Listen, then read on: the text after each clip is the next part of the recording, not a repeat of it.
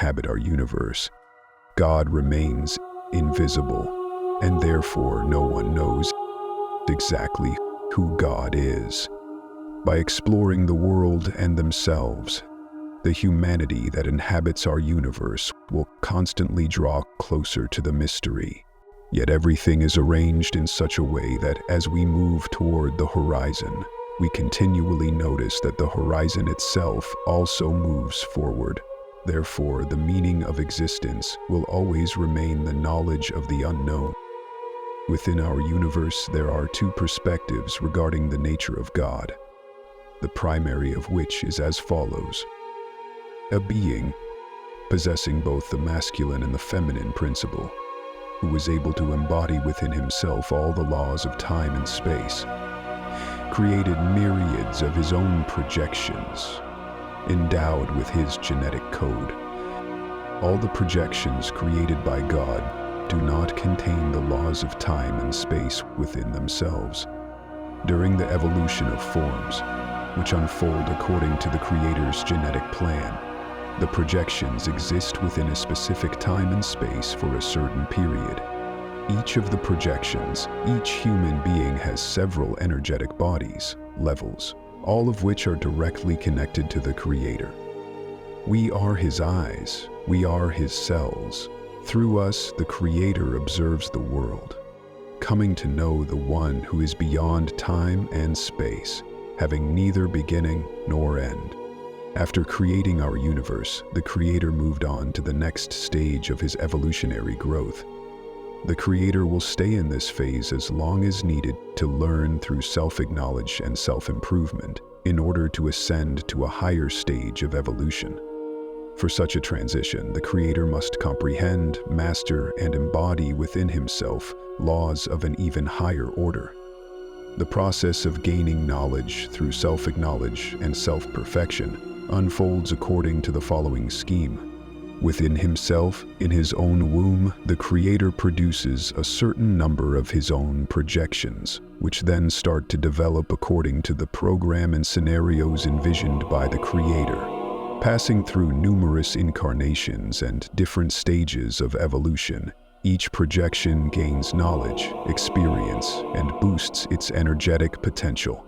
The Creator himself, transferring his projections from one time to another, different historical epochs, from one space to another, observes the world through these projections, thus coming to know himself and the one within whose womb he himself creates and evolves. When, having passed through long and challenging stages of evolution, the projections created by God reach the apex of their development, the potential of the Creator himself will likewise increase significantly, and the Creator will enter a state that precedes the transition to the next level of his development. In forming the fundamental worldview position, this knowledge, once transmitted to humanity, was intended to draw people's attention to the fact that the life given to man by God is both an invaluable gift and the highest responsibility. Human consciousness becomes cosmic from the moment a person realizes that through his own creativity, the Creator himself is perfected. As a result, man shapes not only his own life, but also, in a certain sense, the future of the universe. Cosmic ethics starts with the understanding that, through the eyes of the people around us, regardless of their race, skin color, or faith, God looks upon us. Therefore, before taking any step or making a decision on which someone's life may depend, one must remember that through people, God is observing us. Everything we do for someone else, we are ultimately doing for the Creator. When discussing the meaning of life, it must be taken into account that through human creativity and the development of individual and collective consciousness, the noosphere, the Creator himself is being perfected. Therefore, the meaning of life is found in knowledge, self-knowledge, and self-perfection for the benefit of humanity and ultimately for the benefit of the Creator. When turning to God, a person speaks to the one who created man and the universe with all its inhabitants. God created all people in his own image and likeness. Therefore, all humanoids inhabiting our universe are similar, aside from minor differences related to living conditions and the atmospheric composition on various planets. Anthropologically, we are all alike, but those living in other universes are different from us, because they have a different genetic code, a different creator. The program written into human genetics is the path once traveled or partly designed by the one who created our universe. Therefore, everything must develop naturally, without causing harm to the evolution of the individual's consciousness.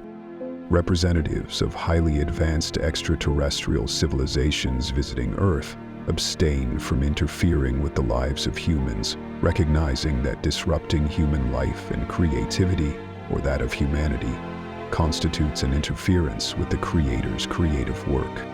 Extraterrestrials are aware that no two individuals in our universe are identical. Each human being signifies one of the facets or projections of the Creator, following his own path, distinct and unlike any other. Through many incarnations, a person, upon reaching the summit of his development, may one day create a new universe unlike anything else. And any unreasonable interference with human creativity could harm his progress along the evolutionary journey.